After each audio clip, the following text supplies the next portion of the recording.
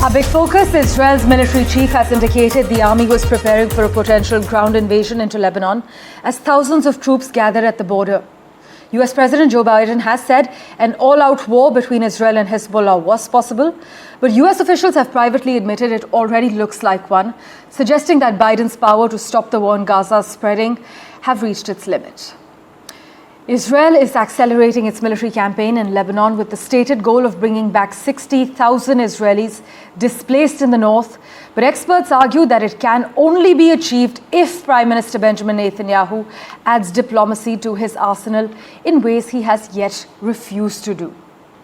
Meanwhile, France's foreign minister has told the UN Security Council that his country, as well as the United States, are working to hammer out a 21-day temporary ceasefire between Hezbollah and Israel in order to allow time for broader negotiations. Listen in to the latest reactions coming in.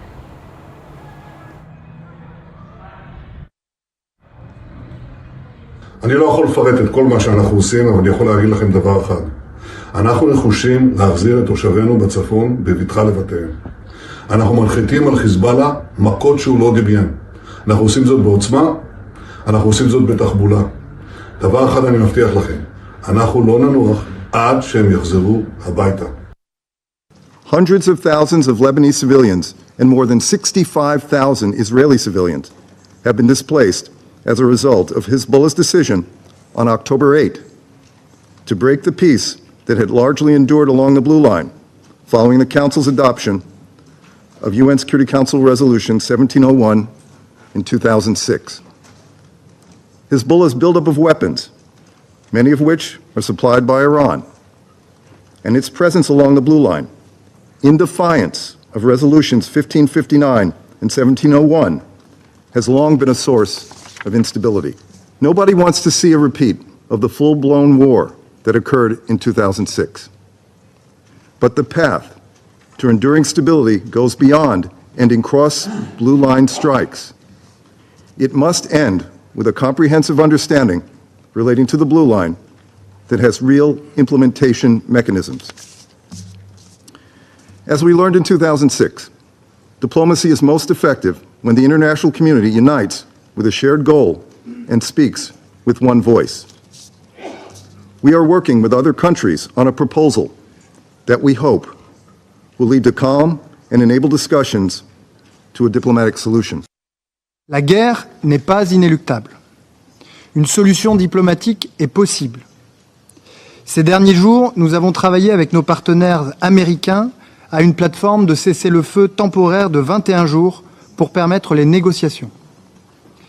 Cette plateforme va être rendue publique très rapidement et nous comptons sur les deux parties pour l'accepter sans tarder afin de protéger les populations civiles et permettre qu'une négociation diplomatique s'engage.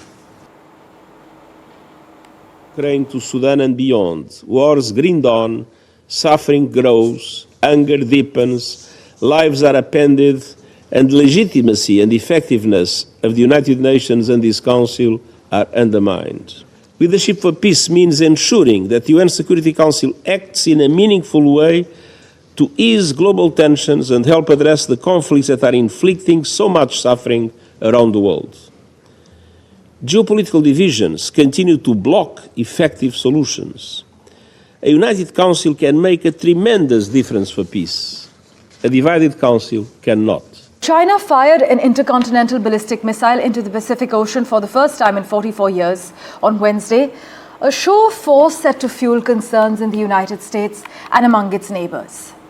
The test, Beijing's first major missile launch since twin hypersonic weapons tests in the summer of 2021, comes as the People's Liberation Army is conducting intensive naval drills and air drills around the region and ahead of a call between Chinese leader Xi Jinping and US President Joe Biden expected in the coming weeks. The ICBM, carrying a dummy warhead, was actually launched into international waters at about 8:44 a.m. local time, China's defense ministry confirmed, adding that it was a routine arrangement in our annual training plan in line with international law and not directed against any country or target. I must inform you that China, Japan, the Philippines, the United States and French Polynesia published navigational warnings of potential space debris in several areas in the South China Sea.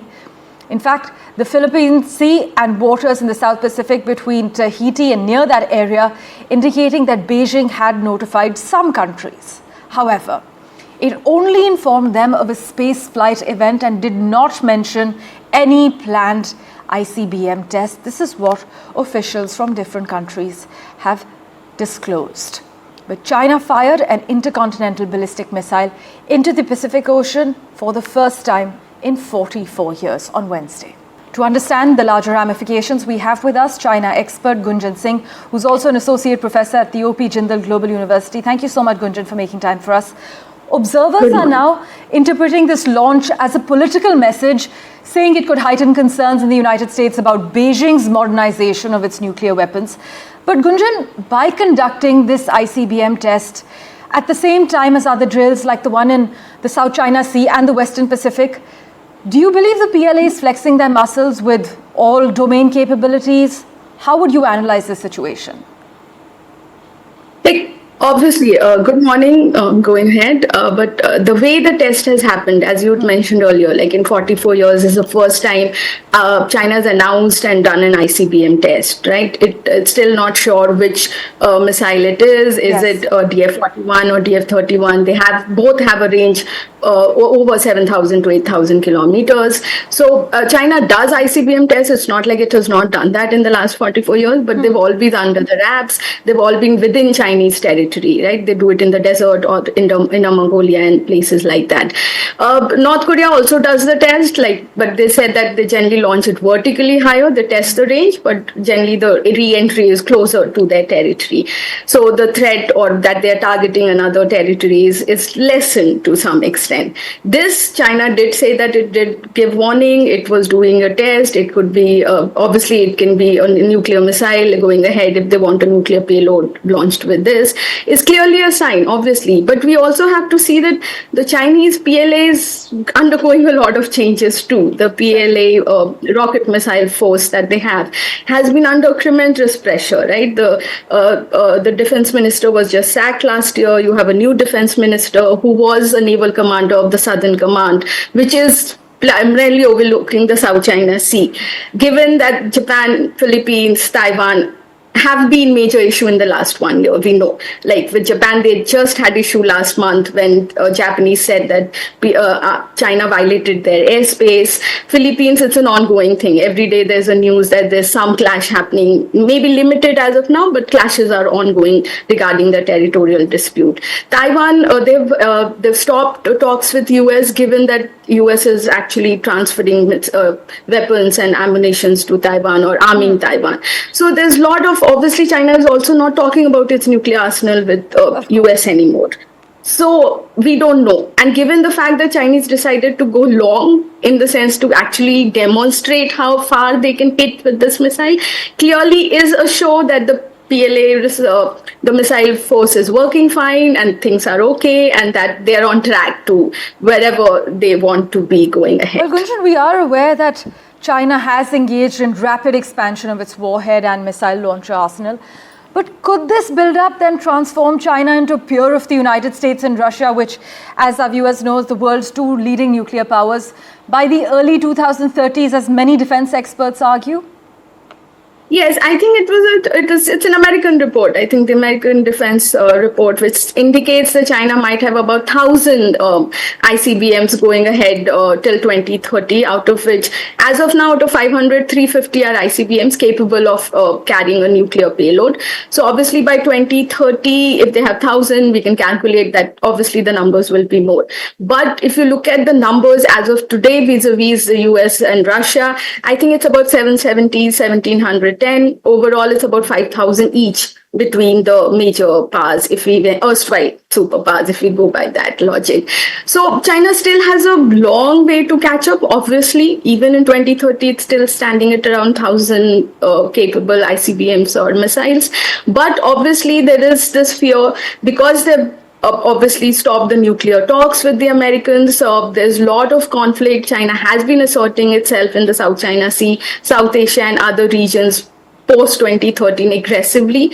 Plus, the fact that Chinese have demonstrated it openly is actually to show that if they want, they are capable of doing it. And also the number that they hold today is beyond the deterrence level. Like, why do you need, it's like if you have a no first policy, you don't need 1,000 ICBMs or missiles in order to say that we're just doing it for deterrent. So the capabilities are obviously way ahead the deterrent level. And obviously it's an unease for other countries in South China Sea, in South Asia, that China can attack their land if it wants to any given day.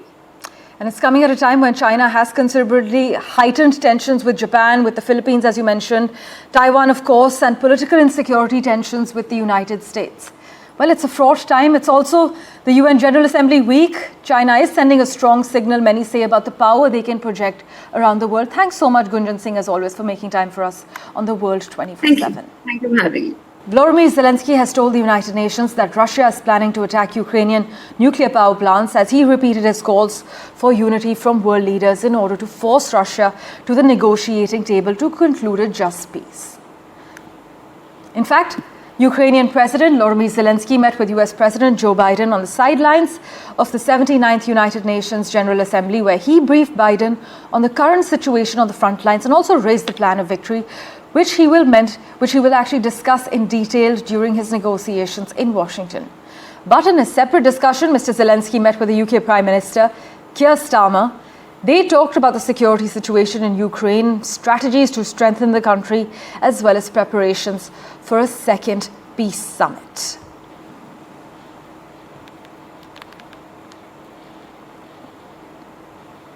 Meanwhile, Putin has issued a nuclear warning to the West in the event of a massive air attack on Russia.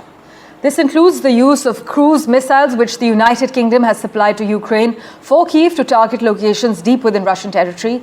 In fact, President Putin's remarks came after his urgent meeting with Moscow's top Security Council to discuss Russia's nuclear deterrence.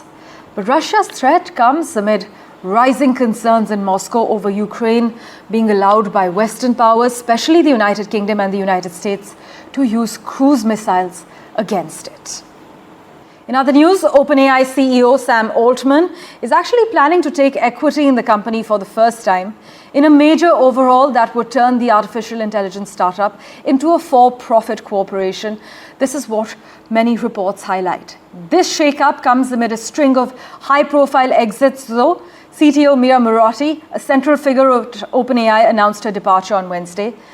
That restructure would mean that OpenAI will no longer be controlled by its non-profit board, a move aimed at attracting more investors. But it will also have implications for how the company manages artificial intelligence risks, experts argued. The non-profit's mission was to ensure AI safety, but the company has also been driven by money, two forces that are not always compatible.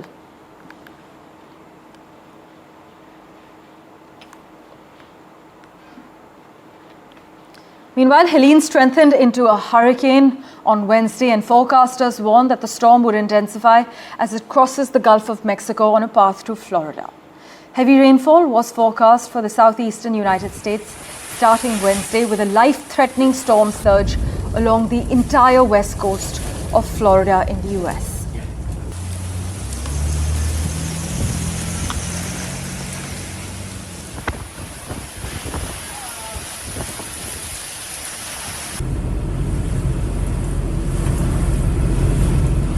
Well, news and updates continue in a moment, right after this very short break. Don't go anywhere.